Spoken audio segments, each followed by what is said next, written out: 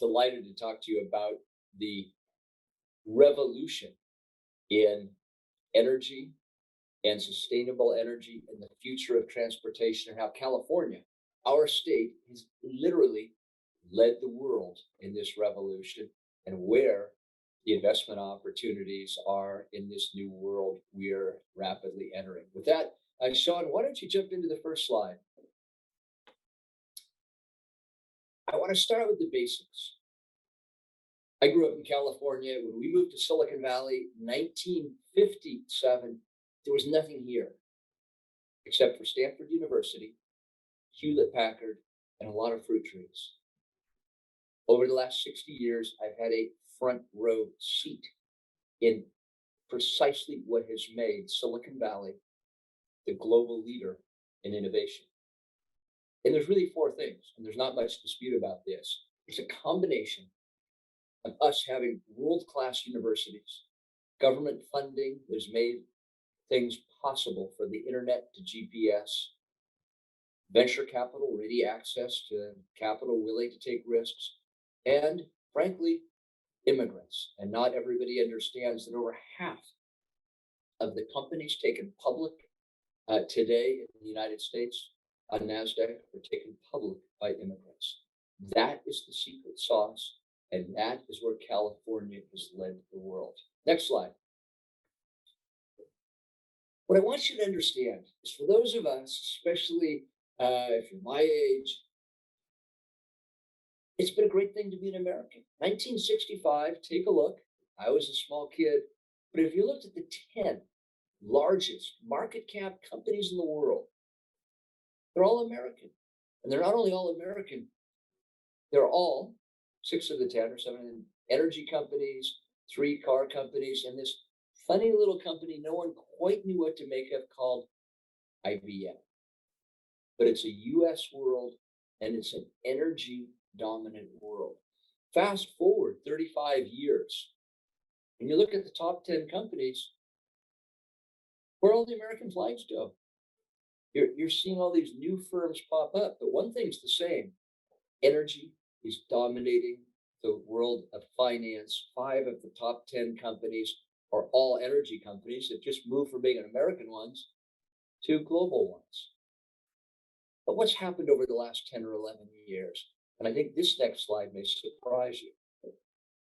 2020 Q4, America back on top again. But all the energy companies are gone. It's a world dominated by Apple, Microsoft, Amazon. They're all tech companies. So that's the first thing I want you to notice. Tech is dominant.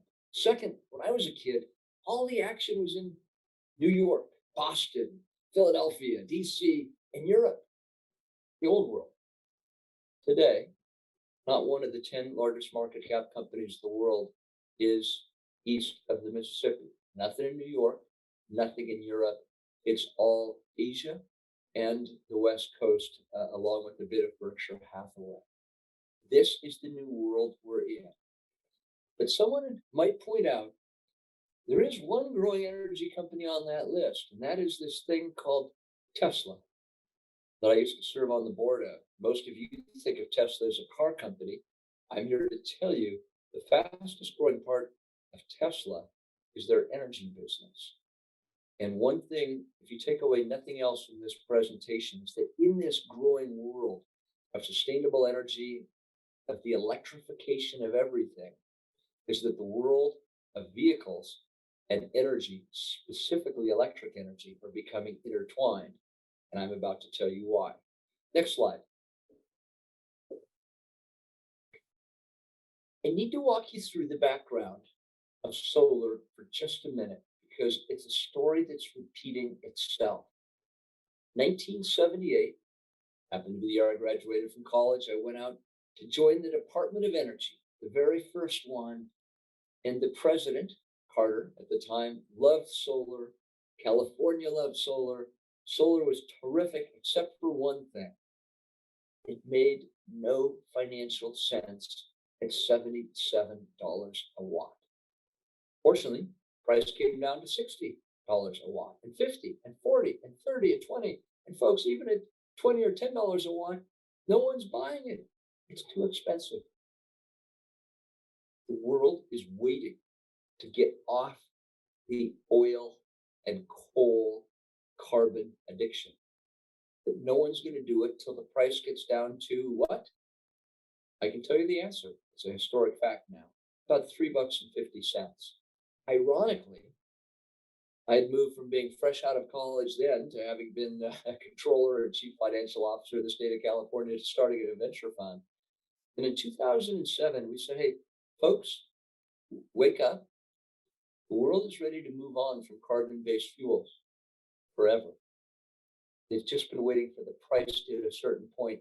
And you're not going to believe this, because in 2007, looking back at those green columns, didn't look like anybody was ever going to be going for solar, and Enron or sort of Exxon and others kept telling us, we control the world.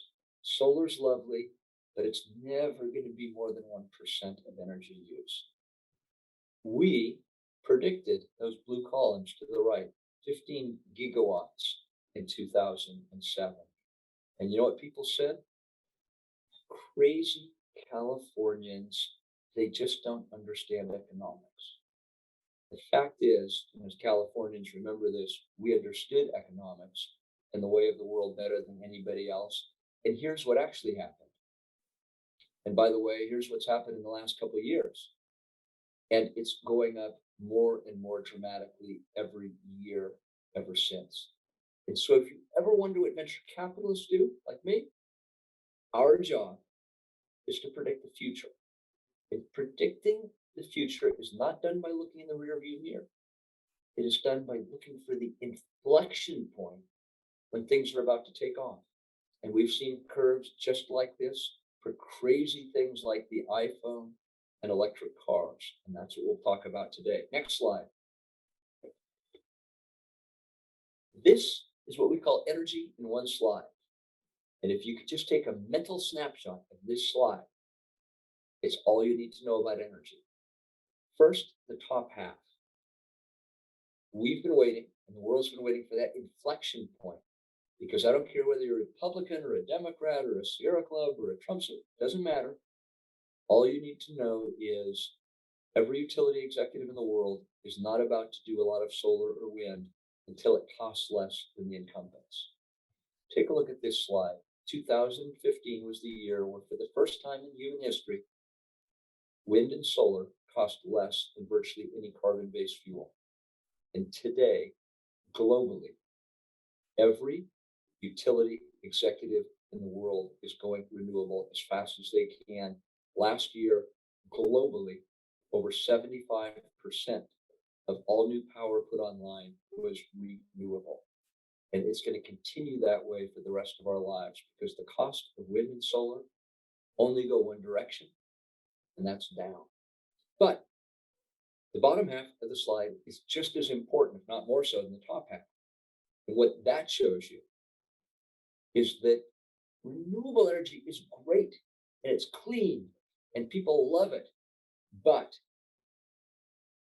when the sun doesn't shine and the wind doesn't blow, you need baseload power or power storage. And there's been an equal revolution in the cost down curve of lithium-ion batteries. And I just want to pause here to tell you a story. 2010, you can see what that column looks like. I was serving on the board of Tesla Motors. We had just made the new Tesla Model S car of the year, safest car ever made, according to NHTSA, a car that had service and repair costs 3/4 less than any other car ever made. And instead of the average cafe miles per gallon standard of 25 miles per gallon, the new Tesla Model S had a miles per gallon equivalent of 96 miles per gallon. It was revolutionary, and accordingly was Auto World's car of the year. Just one problem. It was a plaything of the rich. Close to $100,000, only a select few could afford one. But look at this curve, because the cost of lithium-ion batteries came down 90% over the last 10 years, and it's gone down another 40% 50% in the last 5 years. And Elon Musk and Herbert Diess, the head of Volkswagen, have both announced they will take the cost of lithium ion batteries down another 50% by 2025. This is why we're moving into a revolution of the electrification of everything. Next slide. I just want you to take a minute, pinch yourself. We're Californians. We invented this revolution. First, 1975. I was in high school. California did something people said was nuts. We passed legislation requiring every car in the state, every car sold in the state of California must have a catalytic converter. Detroit, up in arms. How can you do this? We can't have different standards for auto production in every one of the 50 states. And the state of California said, figure it out. Either fix your cars or don't sell them in our state. Because at the time, we had calamitous pollution.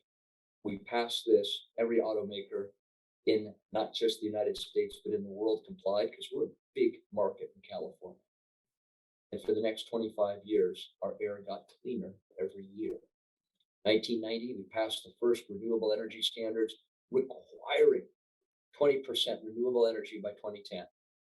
And the Chamber of Commerce was up in arms, and the governor was a socialist, and everybody was going to go out of business. But none of those things were true or happened. The reality is our utilities got to 20% renewable before 2010. 1990, CARB, California Air Resources Board, passes the first zero emission credits, igniting the EV revolution. I was serving on the board of Tesla. There is a reason Tesla got started in Silicon Valley. By the way, I went home the night after we invested in Tesla and told my wife, my God, I've seen the future. This firm in San Carlos, California, I know some of you from San Mateo County, in San Carlos, California, 29 people, it's going to turn the global auto manufacturing world upside down. I have seen the future. And my wife said, dear, you've lost your mind. Please go get your money back immediately. But you know the story. Elon Musk was not crazy. Tesla, some of you know, was founded in California in 2003 in San Carlos. And by 2015, California had moved ahead and passed a requirement that 50% of the energy produced by our utilities be renewable by 2030. And I'm here to tell you, we will beat that number as well. Please take a look. As a result of what we have done in California, the global production of EVs is going through the ceiling. And by the way, this isn't just some crazy California thing anymore. China is producing over half the electric vehicles in the world. And they're not doing this because of the Sierra Club. They're doing this because they're cleaner and more efficient. The head of Volvo has said we will be all electric by 2030. General Motors, Mary Barra, already come out and said we'll be all electric by 2035. And I have a secret for all of you. It's going to happen sooner, and it's going to happen with every auto company on the world. And it's because of the slide I just showed you. It all has to do with the cost down curve of lithium-ion batteries. So I'm going to take you through a quick journey of lithium-ion batteries. Let's do that next slide. According to McKinsey, we're entering into this world of the electrification of everything. It's our transportation sector. All of the buildings in the future will have low-cost power storage. You will see an arbitrage between the energy produced by the utilities, stored in buildings and vehicles, and energy will be transferred back and forth from the utility to the home to the vehicle based on the time of day. Industries will be increasingly electrified. Mark my words. Next slide. So lithium-ion batteries are the oil for the next century. If you wondered, where do these things come from? Primarily Korea and Japan, LG Chem and Panasonic, the major producers. And again, in 2010, we were at Tesla, we were dying to buy lithium-ion batteries. And LG Chem and Panasonic looked at us and said, who the heck is Tesla? We sell our electric lithium-ion batteries to Hewlett Packard and Apple and IBM and Lenovo and Dell. Like, we've never heard of Tesla. Get in the back of the line. But take a look at what has happened to the build-out of lithium-ion batteries over just 10 years. Today, there are over 192 factories built or being built, producing 770 gigawatts, primarily in 4 countries: China, Korea, US, and Japan. Please thank Mr. Musk before you go to bed tonight, because without him, there'd be virtually no production in all of the United States, putting us at a strategic disadvantage. Next slide. But if you look forward 20 years, we go from 997 gigawatts to 3.2 terawatts, a global phenomenon. This is what it looks like. These firms will replace oil companies as the dominant energy providers in the world. Next slide.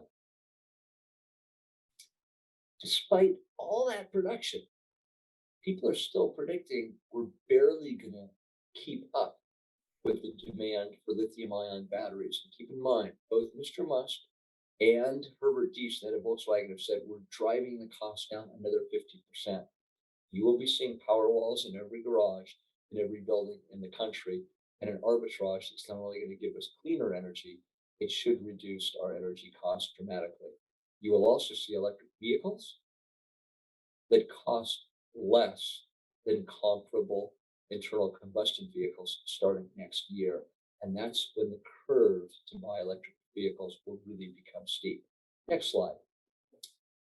You don't have to take my word for this. Just take a look at the stock market. Tesla today, and their share price is down a bit. The market cap's a little closer to 600 billion, but that's still larger than the market cap of Toyota, Volkswagen, Mercedes, General Motors, BMW, Ferrari, Honda. That's why every auto company in the world is going all electric. And you might say, well, Toyota and Volkswagen produce 10 times more vehicles. And that's true today. But Tesla's growing 50% a year. None of these auto companies are even remotely close to that. And here's something else to file away. The average auto company has 8 to 9% gross margins on each vehicle that comes off the assembly line. Tesla's gross margins are 3 times that. I've taught on the faculty at Stanford's Graduate School of Business for 7 years. The laws of economics are no more changed than the laws of physics. When you see something growing 50 or 100% a year, and you see margins, gross margins that are 2 or 3 times the industry average, that's not a poor company to invest in. They're doing something right. Next slide. I just want to take a minute on Tesla. And this is not an advertisement to invest in Tesla. We've sold our holdings in Tesla long ago. But it's to say you need to understand why Tesla came from a firm with 29 people in our state, San Carlos, California, just 18, 17 years ago, to being one of the biggest companies in the world. First, they're leading the cost down curve for lithium-ion batteries. Second, this company's gone to provide multiple new models, rapid production, not only expensive luxury cars to low-cost, easily affordable cars like the Model 3. They're about to put their first pickup truck on the market. It will be a direct challenger to the Ford 150. It's the biggest selling truck in the world. If you've seen pictures, I know what you're thinking. It looks crazy. Just remember this, for those of us in the investment business, which is a lot of you, the Ford electric 150 called the Lightning has taken 44,000 pre-orders for their truck already. God bless them. The Tesla Cybertruck has taken over 1 million pre-orders. You're doing something right over there. Most importantly, they're leading the connected car revolution, because cars don't have that big a profit margin. Not that much drops to the bottom line. And Tesla and Elon Musk and the team are the first ones that realize for car companies in the future, you need to provide what are called over the air service. Elon was the first one who realized every car needed to be connected. Just like Steve Jobs was the first one that realized your phone needed to be connected to the internet. The people at Nokia who dominated the market never dawned on it. The auto companies, Daimler, they invented cars. Honda, General Motors, Ford, smart people, I think, never dawned on them that you might put the internet in the car. Musk was 5 to 10 years ahead of everybody else, and they're selling additional over-the-air services that can, in many cases, double the profitability of every vehicle over time. And on top of all that, and now we get into the new world, with Tesla's extraordinary battery production, they're now going into the utility business and have quietly filed to be an energy producer in Europe, North America, and Australia already. And I don't think he's stopping there. Next slide. What I want you to remember is this old world that I grew up in, and most of you grew up in, traditional manufacturing, IBM, General Motors, US Steel. It's great, but it's not very efficient.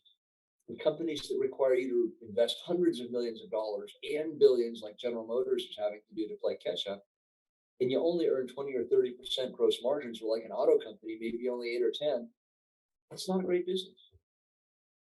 Over the last decade, we've moved to a world of software and hardware hybrids, and where we invest today, and where smart companies are increasingly, it's the intersection of smart devices, software, and IoT, where firms like Snowflake that you've heard of, or one of our firms that's going public later this month called SentinelOne in the endpoint cybersecurity sector, where you can invest tens of millions, get 60 to 80% gross margins, and turn a multi-$100 billion company out the other end. That is the future of the economy. That is the future we're inventing in California, and it's a cleaner future to boot. That's why I'm so excited to be with you today and to be a Californian. Let me show you what that translates into. You'll appreciate this story. Next slide. When I started our venture firm 13 years ago, people said, Steve, you're a good guy, and we kind of love this renewable energy stuff, but who's buying any of it? And we're billion-dollar unicorns. How are we going to make money investing with you? And people said, crazy Californians. So here's what I want to show you. And by the way, this slide was blank. There were no billion-dollar successes. But just 13 years later, this is what it looked like. Over a dozen billion-dollar unicorns, most of them California-based. If you look carefully at this slide, over half of them are $10 billion decacorns, and 2 of them are already $100 billion centicorns, like Tesla and Uber. And I am just super proud of our team. At our venture fund, we managed to invest in 6 of these 11 companies. And I think we're going to do it again with the fund for we're raising now. What I want you to remember is not one of these companies even existed 18 years ago. So this, what we're living in now, is a world, a revolution of sustainable energy, a world of the electrification of everything. And that California is not only the place that has jump-started it, but we're continuing to lead this revolution, and it's a great thing for America. By the way, I didn't see any of those companies were from Texas, but we'll save that story for the next time. Let's go to the last slide. What I want you to remember here is my entire life. My dad grew up in military families to say, son, if it ain't broke, don't fix it. That was the mantra of the day. Today we have a different mantra, and it's from Steve Jobs. And in my mind, he's really the father of the 21st century, the one who really first saw. If you don't cannibalize yourself, someone else will. And no one has done this better than Steve Jobs. This is the mantra for the next century. This is what makes California great. It's why I'm proud to have spent a good part of my life, 11 years in government, serving the state of California and at the Department of Energy, and about 20 years of my life in Silicon Valley as an entrepreneur. I couldn't be prouder to be part of this event, to be with you today. What I'd love to do, I want to throw it over to the toughest questions you have, stock tips on Tesla, what it's like to work with Arnold Schwarzenegger, where things are going in the next 10 years, where are the smart bets, where are the bad bets. Have at it. Dan, let me turn it over to you. We'd love to go to the audience with questions. Dan, why don't you fire away? Well, the first question that we have here is pertaining to lithium mining and its effect